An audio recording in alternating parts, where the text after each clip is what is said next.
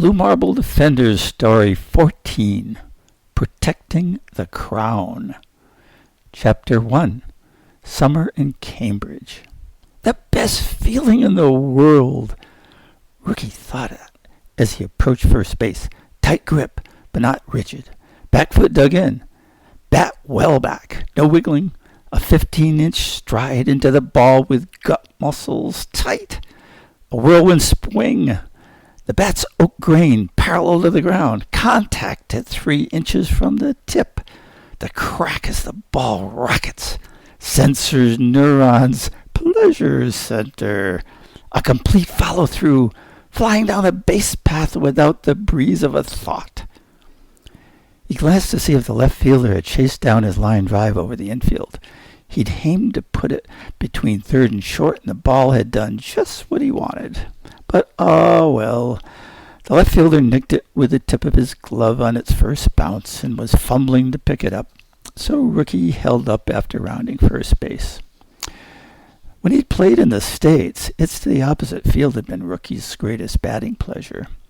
Outfielders there always shaded toward left when he came to the plate, and he exploited the gaps they left in right center and along the right field line whenever he could. But the chest-height, outside corner pitches he liked for those were very few and far between, and he'd been lucky to get a good one every other game. In England this summer, he'd not have a single one, so he'd moved on and fortunately discovered a totally new pleasure. Pops was teaching tactics for handling aggressive extraterrestrials at Cambridge University this summer, and Mom was teaching safe handling procedures. They and Leo were using their summer's spare time to explore interests other than the ones they usually followed at home. But not Rookie. Why search for something new when you can play baseball, he thought. Well, okay, I did find something new. My love of blasting rifle shots to left center, he thought. Baseball teams in England were roughly half American and half a combination of British and former British Empire countries, where players learned cricket before baseball. Their standard of play was high, but their fans' passion was more muted than in the U.S. Back to the game. The next batter walked, and the next hit a single to give Rookie the pleasure of scoring the winning run from second base. As he was mounting his bicycle for the ride home, Leo pulled up in his own classic Raleigh bike. "I saw that slide, bro. Nice. You love those hook slides, don't you?" "Sure do," said Rookie, "but I don't use 'em if I don't need 'em. They take a toll on your hide. So, what have you been up to this afternoon, Leo?" "Well, Rook, I hate to admit spending an hour in a library on a sunny afternoon, but that's what I did. But it was really rewarding. Last week, I'd been talking to the librarian about how old manuscripts are preserved, and she told me I could stop in and she'd show me one today." Rookie rudely interrupted with, "Wow, I'll bet that was better than hitting 2 grand slams in a single game." "Okay, I admit hitting a grand slam is a real high, but what I learned about paper made from the stems of mulberry trees," Leo said, "just might be more important and—" "Woo-hoo-hoo," he got back from Rookie. "You sure got my attention with that, bro. I'm all ears now," Rookie said as he stood straddling his bike, pulling both ears out with his hands. He completed the disc by crossing his eyes and sticking out his tongue. Leo said, "Okay, I know when a conversation's going nowhere. Let's head home. Dad said we'd talk about the trip at London at dinner, and I'm looking forward to that." Chapter 2, London Sightseeing. When the time came for the trip 2 days later, Rookie put aside baseball practice, and Leo put aside a plan with a friend to punt the Cam, meaning take a boat ride on the city's famous river. The family jumped on the train to London and arrived at King's Cross train station less than an hour later. Exiting onto the platform, people with purposeful expressions strode briskly past them down the train platform.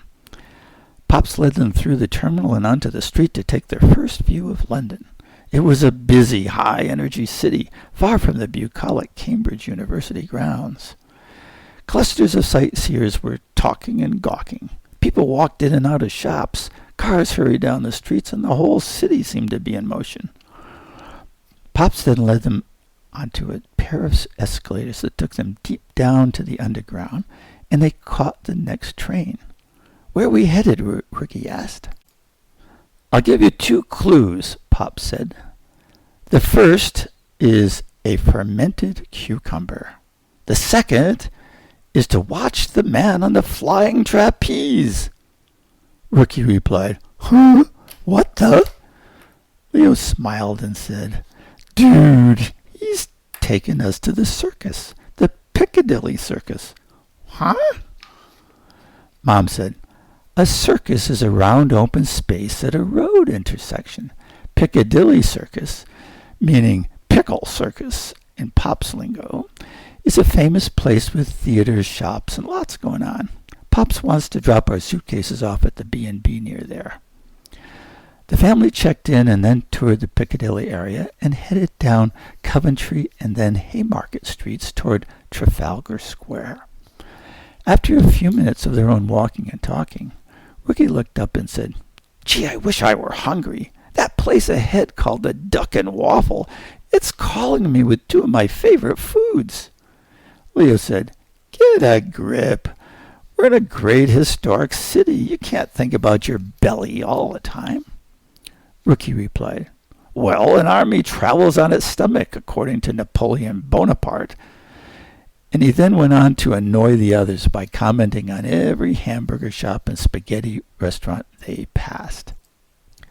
When Haymarket ended at a street named Pall Mall, government and office buildings replaced the shops and restaurants totally.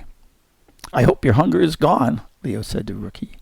"You can't travel on your stomach now, and you'll need to rely on your feet."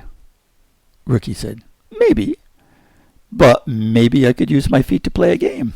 This street, Pall Mall, was named for a game locals played back here in the 1600s. They whacked balls with mallets, kind of like croquet. "Whoa!" Leo said, "I see I'm not the only one who reads history books.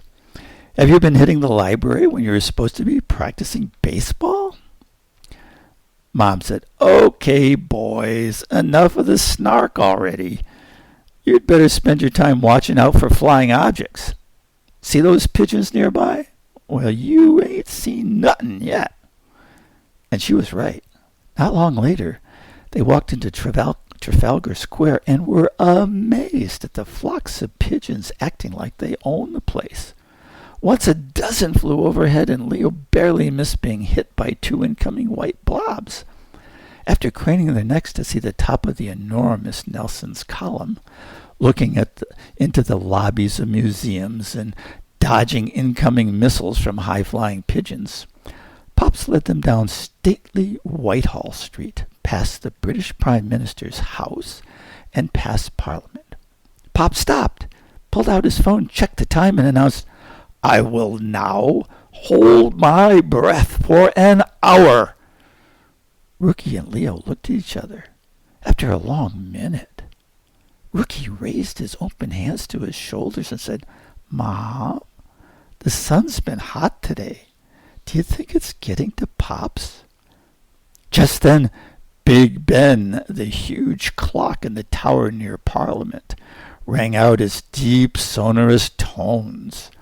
Pops blinked his eyes, inhaled deeply and loudly, looked at the 3 staring faces and said, "Oh, did I say I'd hold my breath for an hour? I meant to say I'd hold my breath until the hour."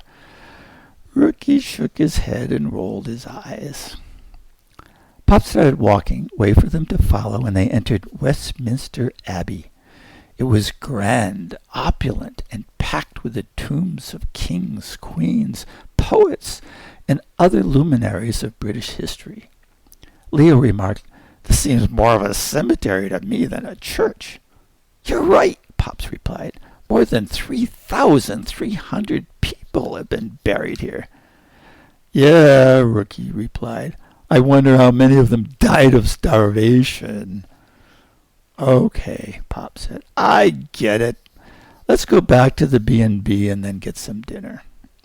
They took a taxi there and took a short rest until Mom said, "Boys, Pops and I have a dinner surprise for you this evening. We're taking you on a time travel trip to the jolly old England of the 1500s when Henry VIII was king." Rookie said, "Hey, time travel, cool. That'll be a first for the Blue Marble Defenders. Let's get going." Everybody agreed, and they taxied to near the Tower Bridge and entered a stone tunnel lit only by burning torches along its walls. Warm light and singing came from the distance, and soon the tunnel opened up into a cellar tavern with an arched ceiling, flag-festooned brick walls, and more torches. The atmosphere was jolly, with servers dressed as wenches and pages. Patrons shouted their support over the clanks of swords as two sets of knights fought each other, one pair along the wall and the other in the center of the room. A bearded giant, dressed like Henry VIII, guided them to their table, where a wench took Mom's order for a goblet of mead, Pops for a tankard of beer, and the boys for mugs of cider. A huge platter of steaming meats arrived, almost filling the table.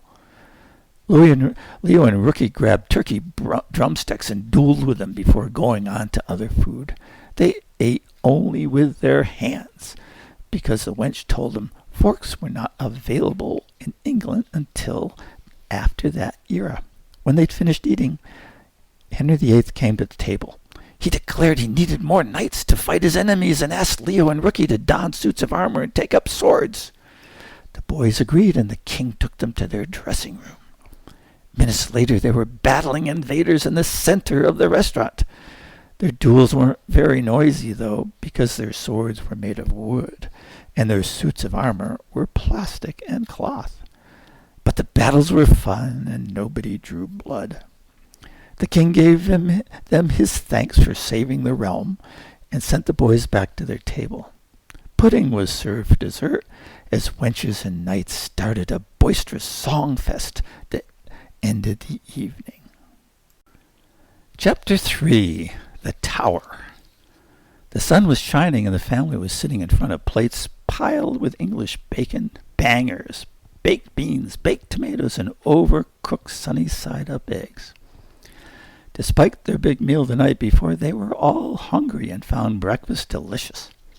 After eating, Mom and Pops quickly set off for the train to Cambridge to teach their classes. The boys were to stay another 2 nights and further explore London.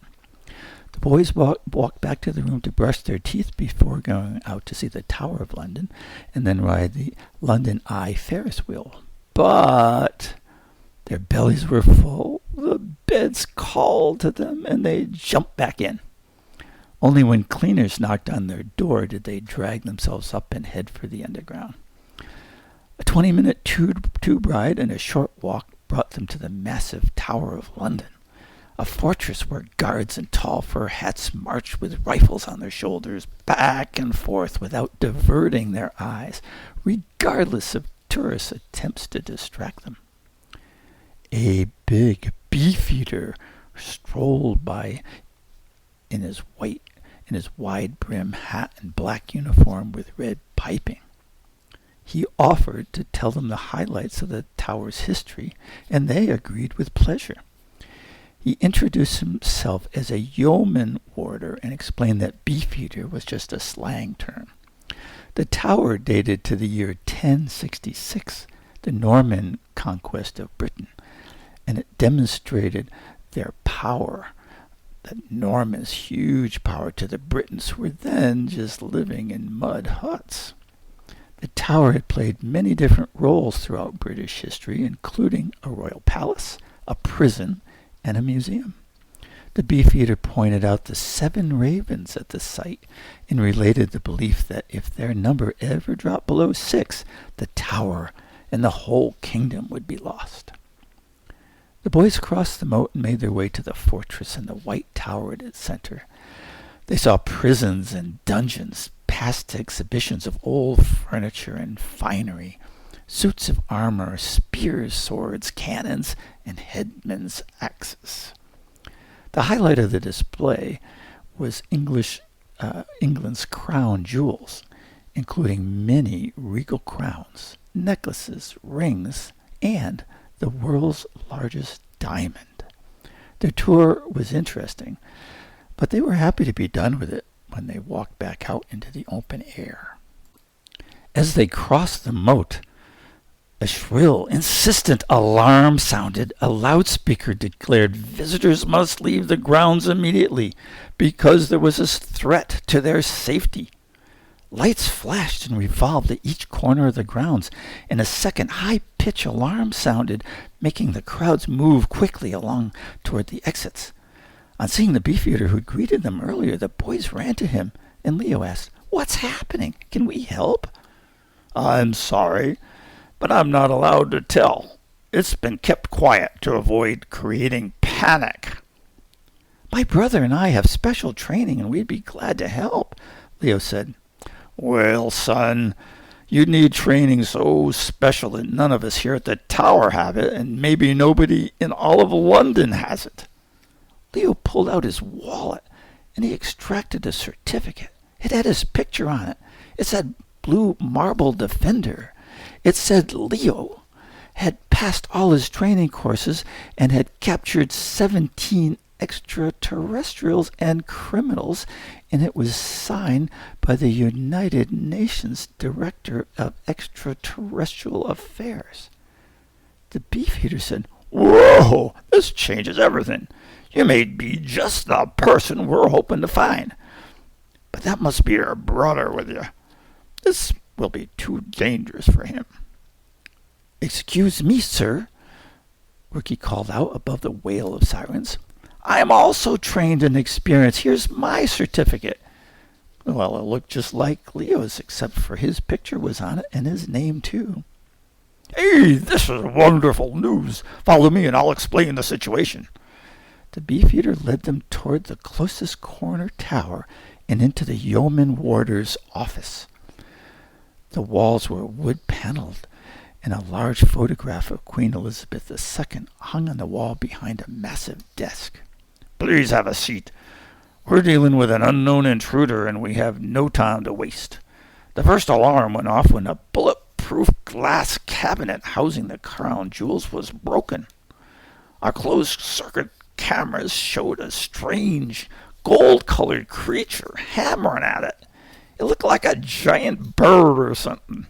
At first, we thought it might be a person in disguise, but that seems impossible now. Here, take a look at these video frames." The videos showed what appeared to be a golden bird, 2 meters tall, shaped like a heron, with a long neck and long legs. Its beak had twin tips. "None of us here can imagine how that thing got in there," the Beefeater said. "But we can see it's a wild, fearsome creature, and one warder believes it could be the return of one of the dragons that inhabited Old England. Are you boys sure you want to go after it? You'll need weapons." "Well, and if you go, which ones would you want to take?" he said, as he gestured to rifles, pistols, lances, swords, and a mace displayed just across from his desk on his wall. Leo said, "Oh, we rarely use any kind of weapons. Certainly never a lethal weapon.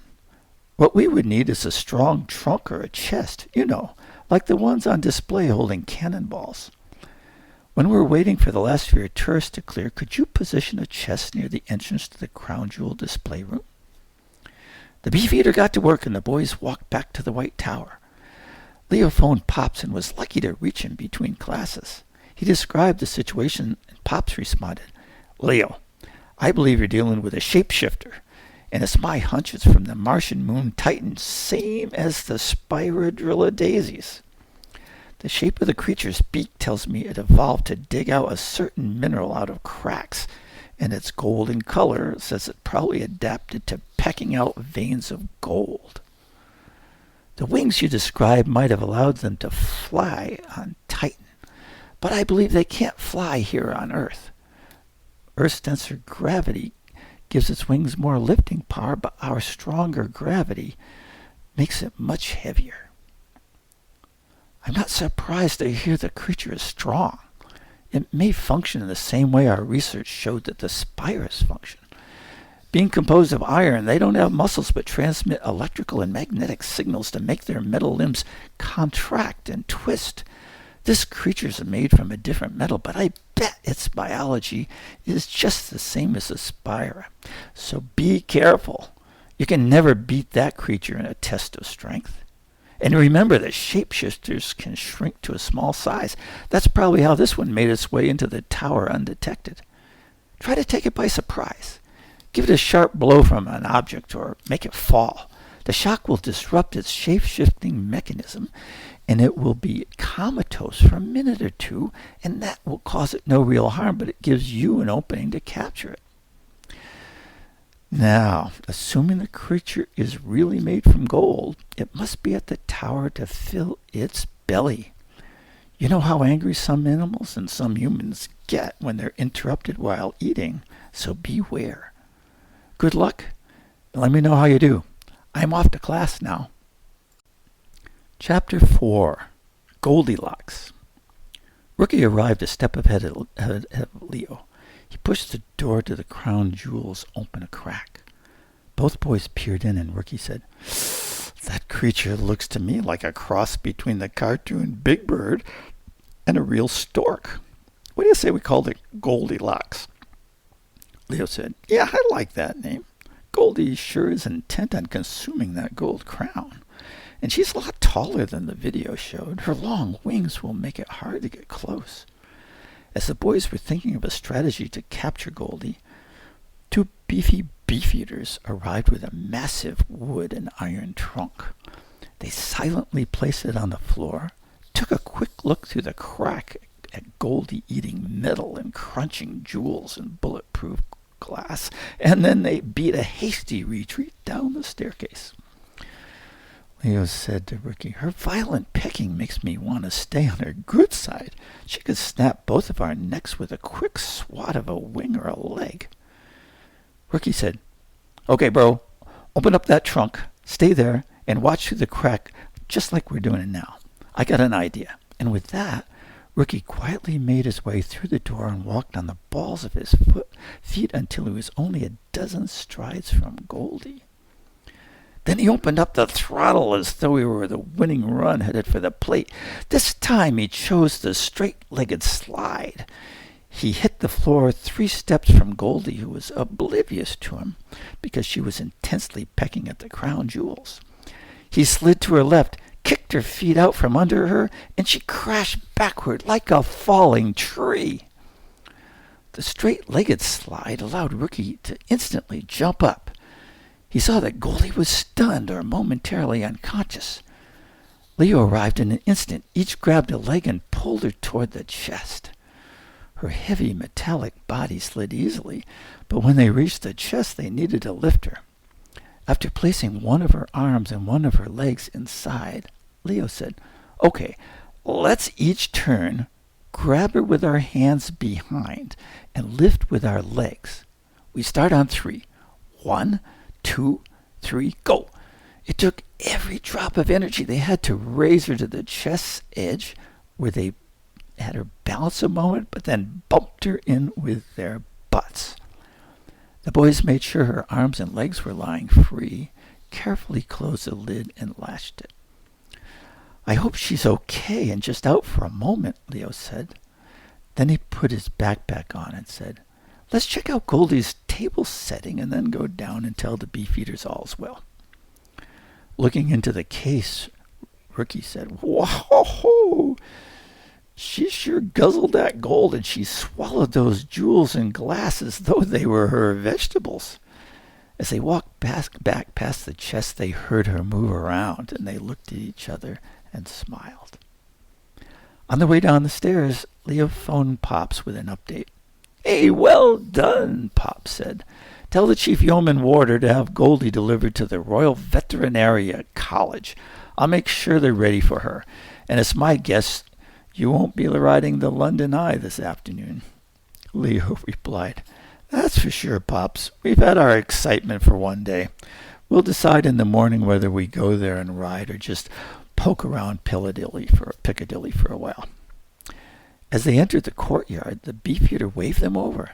"I'm glad you boys gave it up," the Beefeater said. "An Army Special Forces unit is on its way. They have the assault weapons they need to take care of that thing." Rookie replied, "Oh, no, nay, wait, no need. Little Goldie is securely locked in the chest you sent up. It'd be a real help if you could make arrangements to have the chest delivered to the Royal Veterinary College. They're waiting for her and we'll take charge." The Beefeater took a step backward, his face showing astonishment. He shook his head, smiled broadly, and said, "Whoa!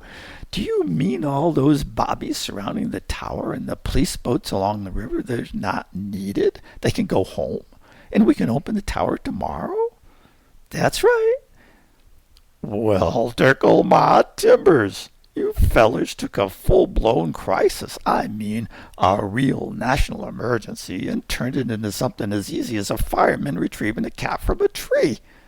He let out a huge whoop, called over his fellow yeoman warders, stepped over to tell them the story, and returned. "Young men, our normal closing time is just a few minutes from now. My fellow warders believe you are treating this wonderful accomplishment much too modestly. We want to celebrate it and request the pleasure of your company this evening at Simpson's in the Strand. Will you do us the honor?" Well, the boys couldn't refuse. They and 6 Beefeaters rode in the tower's coach, pulled by 4 horses, to Simpson's, which was near Trafalgar Square. Simpson's was famous for its roast meats served on enormous silver trolleys. They were also famous for having been the home of many of England's most prestigious chess tournaments, such as the National Chess Club Finals. Leo heard this as they were being shown to their tables and said to the Beefeaters, "Hey, I can imagine you all will be enjoying a cocktail hour before dinner. Would any of you care to play a chess match with my brother or me as you enjoy your aperitifs?" Two of the Beefeaters said, "Yeah." The waiters brought small chess tables, and before a single cocktail glass had been drained, both Rookie and Leo were smiling. They were thanking their opponents and explaining how each had set up his checkmate move. The 2 huge trolleys were wheeled up. Each Beefeater and each boy had their fill of prime rib, and the boys returned to the B&B and slept soundly. Chapter 5, The Invasion. His phone rang as he tucked into his second egg. It was as delicious as the day before, but this time it was undercooked and gooey. Leo answered, "Good morning, Pops. What's shaking?" "Ho, ho, you know more than you know. Mom and I are shaken because our helicopter is preparing to lift off. Britain's Royal Air Force has taken us to Buckingham Palace because extraterrestrials have invaded it. Can you 2 meet us there and give us a hand?" "Sure, Pops, no problem. We'll finish eating, check out, head right over." The taxi driver said, "Boys, I see the Royal Standard flying from the flagpole, and that means the Queen is in residence today. And I heard this morning that she'll be knighting some diplomats. You asked me to take you to the main entrance, but I really think I should drop you at the tourist entrance. That's where you can sign up for a guided tour." After they insisted on the main entrance, the driver yielded, and he was amazed when the deputy master of the household and 2 palace aides approached his car on seeing the boys. They took them, and after passing through a set of imposing doors, the master of the household met them and introduced himself as retired Admiral Stephen Starr. The boys noticed he looked just like their grandfather as he escorted them up the grand staircase, ushered them into a diplomatic meeting room, and offered them glasses of water. When he returned with the water, Mom and Pops followed him. Pops took charge. It does look like London has been invaded by golden shapeshifters. You, of course, found one at the tower today, and now we've seen 2 others here at the palace. These are quick change artists. One moment they're in their natural state, kind of apparently like the bird-like creature you boys captured at the tower. The next second, though, they're so small they seem to have disappeared. They probably have other tricks that nobody's observed. We 4 defenders will take up radios and split up. The palace has 775 rooms, including 19 big, elegant staterooms, the most important being the ballroom and the Queen's throne room. There are 52 royal and guest bedrooms, the Queen's office, and many other administrative rooms. Here's a map showing the rooms each of us will investigate. If you see something, radio then for the rest of us. Our goal is to take care of the extraterrestrials so they don't interfere with the Queen's investiture ceremony for 4 knights of the realm at 2 o'clock. Admiral, we need 3 things from you. First, keep all visitors out. Request the Queen to stay in her office and bedchamber and ask her permission for us to search those areas, and bring a 20 cubic meter chest made of steel or some other strong metal with a latch on top to the grand staircase. We'll use it to secure the ETs after we've captured them. Anybody got a question? Hearing none, Pops continued. Each of you start with the staterooms I've assigned you and then go on to the offices and bedrooms. Don't let a shapeshifter surprise you. Remember, it may be in a shrunken form when you enter the room. They're here to feast on gold, so carefully look at the gold and around gold items, and always stay alert. They are tremendously strong and can peck a hole through your arm or body in an instant. He nodded quickly and abruptly walked to the door. Let's get going. The defenders grabbed their radios, fanned out according to Pop's map, and went to work. 10 minutes later, Rookie broadcast to the others. I'm in the picture gallery. There's signs of pecking on the gold leaf of a picture frame, but there's no sign of a Goldilocks. I suspect it's moved on because the gold leaf didn't make enough of a meal. Over and out. Pops came over the radio 5 minutes later. I'm in the throne room. No sign of life here, but the gilded wood on the arm of Queen Victoria's chair has been pretty well picked off. The radio stayed silent for 10 more minutes until Leo came in. I'm in the white drawing room, and I'm looking at an elaborate vase. What must have been gold handles have been completely pecked off. No sign of any goldy creatures, but I do see a broken glass jewel cabinet. Somebody got his vegetables before going on to the next course. Then Mom urgently broke in. I'm in the ballroom. 2 full-size shapeshifters are destroying golden wall ornaments. They're like high-powered woodpeckers. So violent, I don't want to go near. Oh no. The Queen just entered the far end of the room. One's behind and above her. Come, quickly.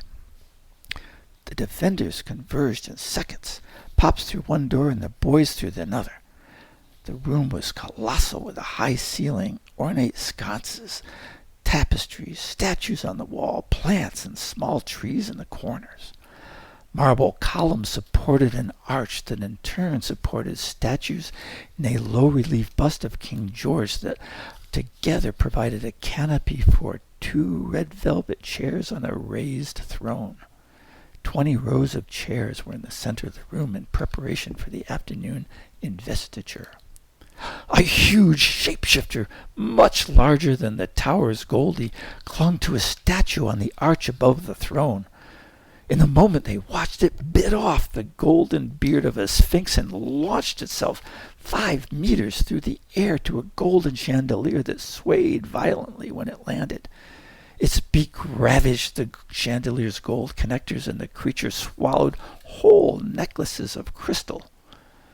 Leo turned to Rookie and said, Goldie was a sweet damsel. This one's the ogre. Well, the ogre dropped to the floor with a thud, and the boys could feel it through their feet. Then it ran directly at the Queen. Even though she was carrying the sword she planned to use in the knighting ceremony, she recoiled in horror. Mom was close, grabbed a chair, and ran to block the ogre and protect the Queen. The ogre stopped. Mom took a step toward it with the legs of the chair held out in front of her. The ogre took a step back. Then 2 solid gold ornament plates clattered down from the north wall near where Leo and Rookie were standing. 2 creatures grew from what appeared to be teacups into full-size shapeshifters. They were only steps away, their eyes glowing, their beaks snapping, their wings flapping back and forth, and the 2 advanced toward the boys. Then a baseball-sized golden nugget bounded down the carpet toward one of the shapeshifters. At lightning speed, its long neck darted out. It snagged the huge nugget and swallowed it whole. Its head shook. It raised itself to its full height, stretching its neck toward the ceiling. It coughed violently, it convulsed, and it collapsed on the floor, its gold body parts screeching as the gold rubbed forcefully on gold. Rookie rushed to it and started pulling the shapeshifter toward the door by its legs. After only 2 steps, he called to Pops for help. The second shapeshifter flapped its wings and ran toward Rookie with its neck extended. It reared way back to peck Rookie's head. But as its beak was coming down, it lurched and seemed to be propelled against the table, holding golden serving plates. The table shook and the plates all fell with a clatter. Pops grabbed a leg from the second shapeshifter, pulled it even with the first one, and helped Rookie, and they pulled him out. Together they got out the door to the grand staircase, dumped them into a steel box, and closed the latch. Then Mom yelled, "It's going for the Queen again!" She retreated to just in front of the Queen and held a chair toward the shapeshifter. The Queen screamed. Pops heard it and rushed back in the door. The shapeshifter extended its wings to the fullest. Its eyes seemed to spout fire. Its beak opened and slapped shut with loud claps. It was a step only in front of Mom. Its beak opened and clapped shut like a peal of thunder. It raised a leg for the final step, but it never reached Mom. Instead, its massive body crashed to the floor with a loud metallic crack. Pops ran forward, saw it was dazed, grabbed a leg, and was dragging it toward the door when he bumped a table and a teacup fell on the floor. Ricky ran over to help him drag it, the shapeshifter, through the door, but then the teacup started rattling and bouncing about on the floor. It grew. It became a huge, solid mass of gold. It took the form of a wild boar, low to the ground with 2 tusks and a fearsome snout. It lunged at frightening speed toward the Queen. Mom threw the chair, but it bounced off the boar. The massive, ferocious beast leaped at the Queen's crown, its weight sure to kill her when it landed. But the beast changed course in midair and shunted to the left. Its head struck the leg of a throne chair, its head twisted, and it bounded like falling bricks, stopping only when it hit the wall. The boar vibrated, then it morphed. It morphed into an image of Goldie. Everything was quiet. Mom was frozen in place. The Queen shook like a tree in the wind. She was breathing hard. Pops ran forward and dragged the shapeshifter out.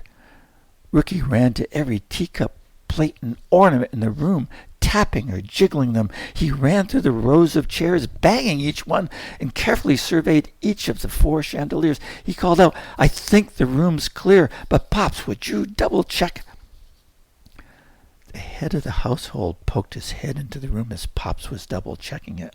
He approached the Queen and silently watched as Pops peered under the 2 throne chairs, peered above the great arch and behind tapestries.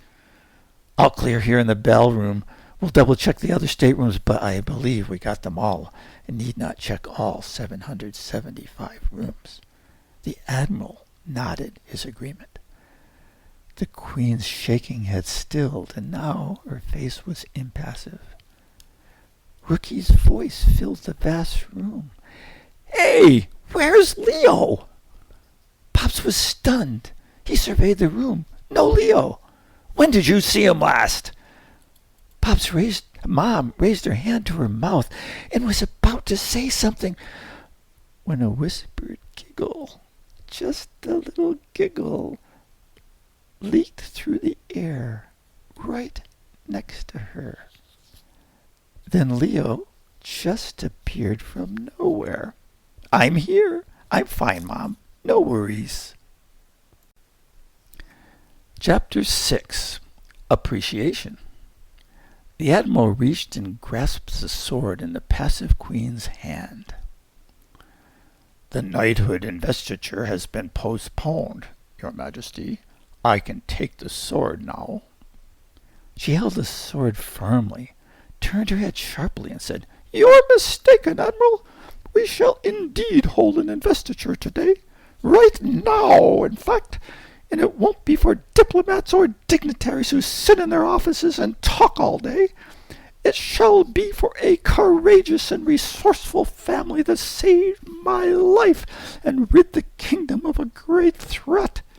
Please bring me the medal box and the kneeler from the investiture cabinet."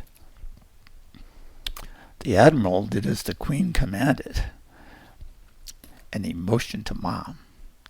Guided by the Admiral, Mom walked forward, grasped the kneeler's handrail in her right hand, placed her right knee on its red velvet cushion. The Queen had been holding the sword's point on the floor with her right hand, but the moment Mom looked up, she raised it, tapped Mom's right shoulder with its broadside, and then tapped Mom's left. She handed the sword to the Admiral, who handed her a medal with a red and white ribbon. She placed the ribbon around Mom's neck and said, "Thank you so much for your personal courage in defending me and the palace, and thank you ever so much for the loan of your courageous family." The Queen extended her hand. Mom shook it, took 2 steps back, gave a deep nod, and walked to the side. At the Admiral's gesture, Pops approached the kneeler. He was knighted, and the Queen said, "I thank you, sir, for your expertise, organization skill, and bravery." Leo came next, and on bestowing his medal, the Queen said, "Young man, you have skills and perhaps some amazing magic in you. When that golden boar was sailing toward me, I thought my days as Queen were finished. Thank you for your ingenuity and your courage." When Leo stepped back, the Queen waved Rookie forward. "Young man, I thank you heartily for your role in dispatching those frightening creatures. And from what I learned from the Tower of London's yeoman warder, thank you for applying your baseball skills to protect the crown jewels." The Queen turned and left through the door she'd entered behind the throne. The Admiral waved to the 4 to follow him to the grand staircase and explained that a helicopter waiting for them in the back lawn would take them to Cambridge. Chapter 7. Punting the Cam. The helicopter lifted off only moments after the steward secured the door, and the 4 defenders were back in their house in a mere half hour. Mom gave everyone a quick test for dangerous contaminants when they arrived, and then Pops exclaimed, "Well, this has been an intense day, and with the noise of the chopper, we haven't had time to talk over today's events. Let's decompress and chat out on the river. The university offered us to use a punt, and I'd like to take them up on it. Let's go wind down and celebrate our little victory at the same time." After a short walk to the dock, Pops secured the punt from the attendant and everyone climbed aboard the flat-bottomed, square-fronted boat. Pop stayed standing, and the attendant handed him a long pole that he used to push away from the dock and head up the river. Pops powered and navigated while the three others relaxed and enjoyed the placid river. It had been a supercharged day, and they were happy to simply watch the trees and farms go by. After a while, Mom said, "Hey, Rookie, your solution to capturing Goldie at the tower was both simple and clever. But did you worry about getting so close to such a strong and unknown creature?" Rookie said, "I did. Her appearance was strange, but she was shiny gold, and I thought she must be nice and friendly. I figured I only needed to bump her and put her in a safe place.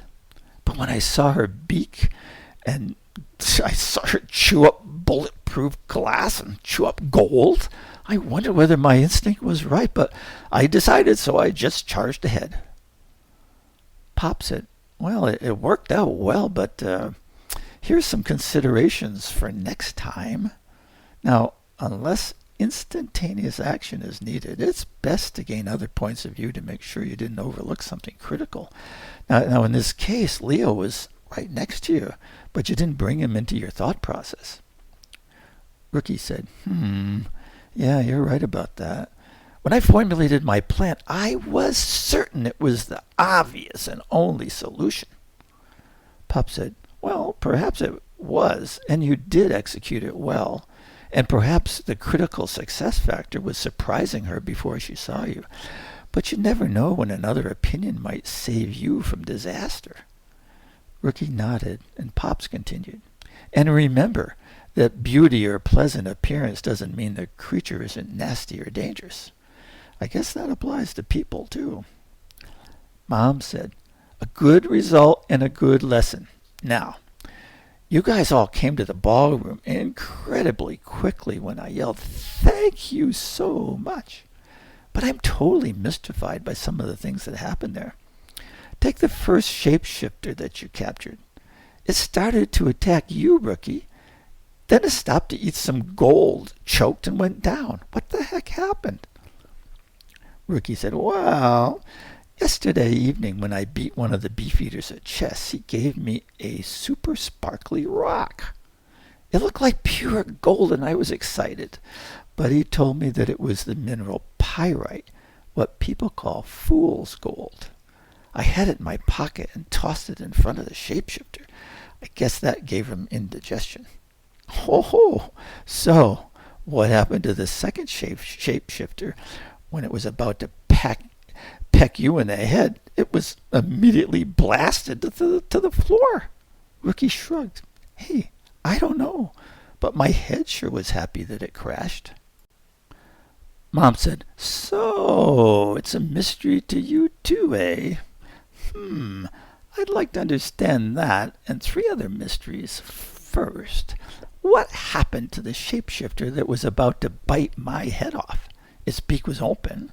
I could see its slippery golden tongue, and right in front of me, it crashed on the floor in a heap. Second, what on earth happened to that shifter that turned into a wild boar flying at the queen? Instead of crushing her and eating her crown, it was blasted out of the air. And the last mystery is, where was Leo through all this?" "Under my cloak of invisibility," Leo said. "What?" Rookie yelled. "So that's what was going on? With all those weird shapeshifters threatening us all around the room, I didn't put things together. So you invented something new?" "Yup," Leo said. "And it was me doing all those things. I could see you, but you couldn't see me, and fortunately the shapeshifters couldn't see me either." Pop said, "So, how'd you invent such a fantastic cloak?" Leo answered, "Well, the university's librarian told me about a Japanese paper made from the stem of mulberry trees and neri, a liquid made from the toro aoi plant. It's strong, incredibly thin, and almost transparent. The library uses it to preserve pages in ancient books and manuscripts.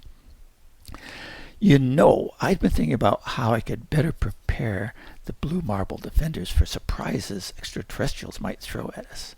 And I got the idea of infusing that paper with microplatelets of shiny silica. I had trouble finding the right adhesive, and it was difficult not having a laboratory here, so the assembly was tricky. But the result was pretty darn amazing. You can breathe through that soft paper, but the silica reflects light. It takes on the look of whatever is nearby. Unless you know what you're looking for, your brain assumes you're just one more chair in a row or one more tree that you see out the window. You certainly don't notice small discontinuities when you're in the middle of a fight. Whoa, Ricky said. You're right. It's easy to miss things when you're afraid for your life, and I didn't miss you until the very end of the action. Pop said, Ha! Your feet and movements must have been making sounds, but I didn't notice either. By the way, great timing, Leo, in knocking down that flying wild boar. Did it hurt? Yeah, the cloak makes you invisible, but you still get bruised.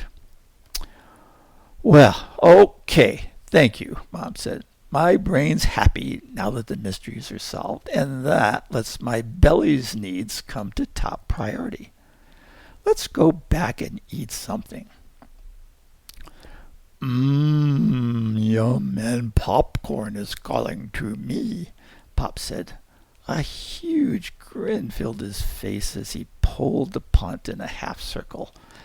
Heading back toward the dock, he muttered, Yes, it's so good. It should be knighted. Sir Popcorn. The end.